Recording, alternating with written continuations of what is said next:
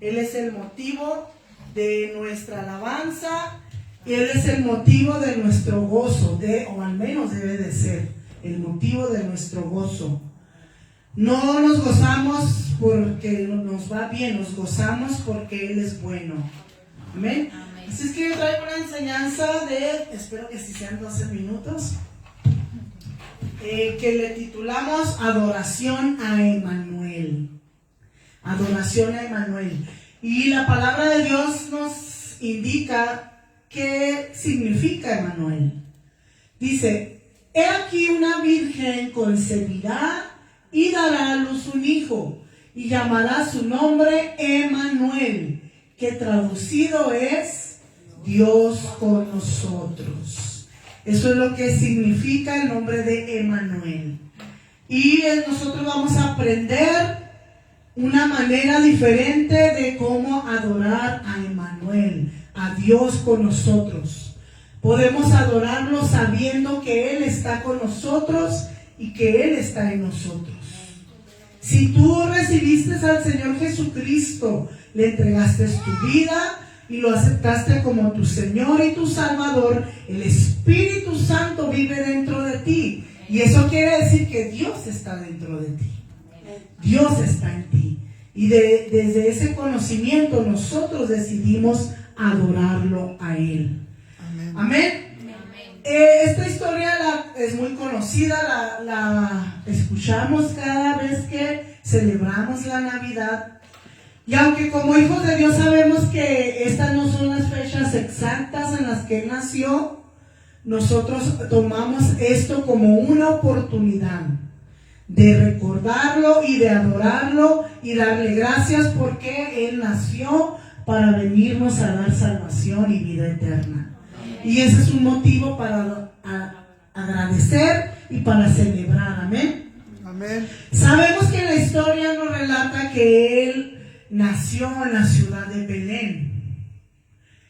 Nos relata en el libro de Mateo 1:23, para que lo leas en tu casa. Como tengo muy poquitos minutos, no les puedo dar toda la historia. Pero si no la conoces, léela en tu casa. Nosotros queremos hacer como algo tradicional, algo que empecemos a hacer de hoy en adelante. Cada Nochebuena estar leyendo el relato de cómo el Señor Jesús vino a nacer. Y esa es una bonita manera de honrarlo, de celebrarlo y de agradecerle a nuestro Padre Dios por ese regalo tan hermoso. Amén. Ok, Belén significa casa de pan. Eso es lo que significa la ciudad de Belén, casa de pan. Y el Señor Jesús es una señal que Dios nos dio para que conociéramos el plan de Él. Pueblo de Dios, todo lo que relata la Biblia, todo lo que está escrito en la palabra de Dios, cada detalle tiene un significado, tiene un porqué y tiene un para qué. Y esta historia o este relato no es la excepción. Es uno de los relatos, las historias más importantes en la palabra de Dios. Ahora que yo les estaba enseñando a los niños, ellos están muy atentos porque les dije, esta es una de las historias más importantes de la humanidad que relata la palabra de Dios. Esta historia y la muerte y resurrección de nuestro Señor Jesucristo. Y es a las que más debemos de ponerle atención. Vamos a conocer un poco qué significan algunas de las cosas que nos enseña esta historia, este relato en la palabra de Dios. Yo le preguntaba mucho al Señor: Señor, tu palabra dice que cuando tú naciste y te pusieron en un pesebre, te envolvieron en pañales, porque así dice la palabra de Dios, lo envolvieron en pañales y lo acostaron en un pesebre. El pesebre que nos dibujan en los nacimientos, en los Belénes que vemos en la historia de la Navidad, no es precisamente de madera como nos lo hacen ver.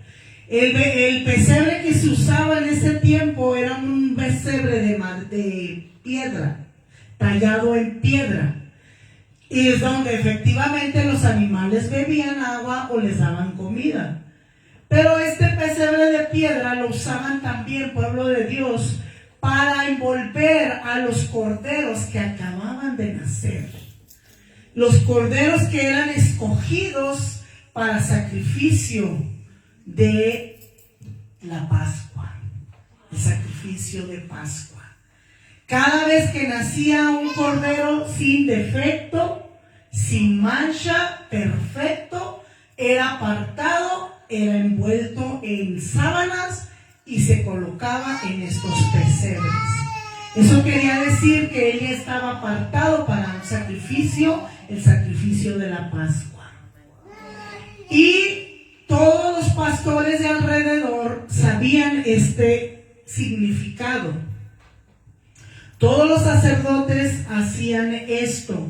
Les ordenaban a los pastores: en cuanto nazca un cordero sin mancha, sin defecto, apártenlo. Colóquenlo en el pesebre para que sea guardado, protegido. No se vaya a dañar, no se vaya a lastimar o algo. Así es que era bien cubierto en sábanas y lo colocaban ahí. Entonces, cuando los ángeles fueron a hablarle a los pastores para anunciarles este evento, que el Mesías acababa de nacer, les dijo: esta señal ustedes la van a encontrar. Van a ver al niño envuelto en pañales y recostado en un pesebre. Ese era un lenguaje que los ángeles le estaban diciendo a los pastores, porque ellos iban a reconocer que él era el Cordero de la Pascua, prometido por Dios.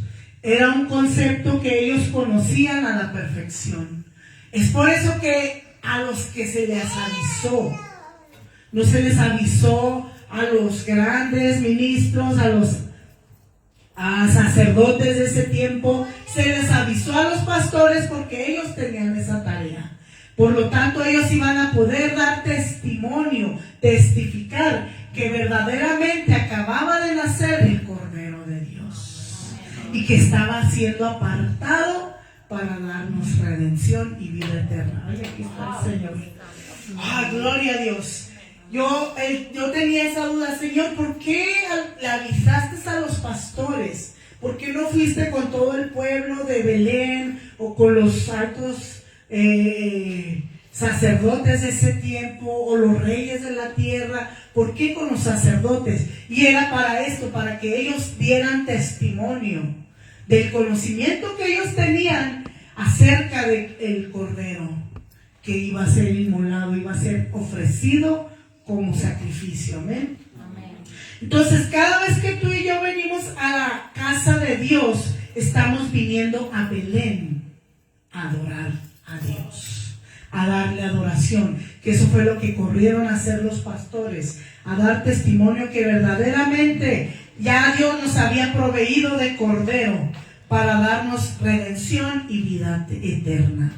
A los pastores se les reveló y ellos se convirtieron en unos adoradores por la revelación de Dios directamente. Qué glorioso es eso, ¿verdad? Que a ti y a mí se nos revele, que Dios nos revele ese nivel de adoración para convertirnos en esos adoradores que Él está buscando que adoren. Amén. Amén. Ahora quiero mencionarles acerca de los hombres sabios, que en las historias que cuentan a los niños les llaman reyes magos. Aunque la Biblia en la Reina Valera los menciona como magos, nunca dice que son reyes. En ningún lugar dice que son reyes, pero bueno.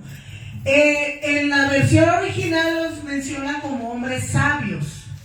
¿Cuántos aquí están orando por sabiduría? Amén. Como el pastor nos indicó que el Espíritu Santo le dijo: oren por sabiduría. Y si estás orando por sabiduría, a ti también se te va a revelar lo que Dios le reveló a estos hombres sabios.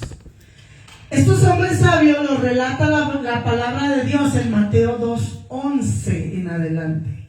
Bueno, léete todo el capítulo de Mateo 2. Amén.